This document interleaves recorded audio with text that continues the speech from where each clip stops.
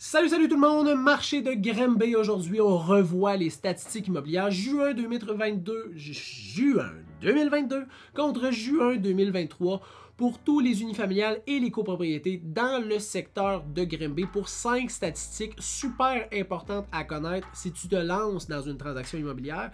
Et commençons tout de suite par le délai de vente moyen. L'an passé, ça prenait 28 jours pour vendre une propriété et cette année, 37 jours. Au niveau du nombre d'inscriptions en vigueur, on en avait 95 l'an passé et 180 cette année.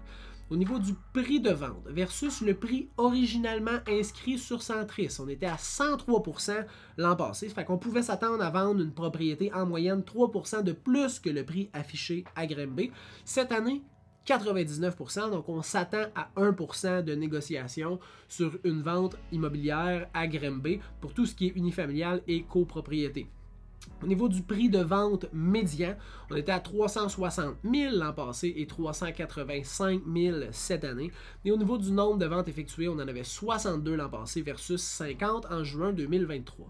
Si tu veux une interprétation des statistiques immobilières du Québec, de l'Estrie, de Granby, de Bromont, de Magog, de Sherbrooke, puis un petit peu plus de couleur à l'intérieur de couleur, de nuances sur les statistiques immobilières, je fais ça sur mon podcast qui s'appelle La Famille, le podcast immobilier, qui est disponible sur YouTube, mais aussi sur toutes les plateformes de balado-diffusion. Et je ferai ça tout de suite après avoir fait cette capsule-là, donc je me dépêche. C'est fini.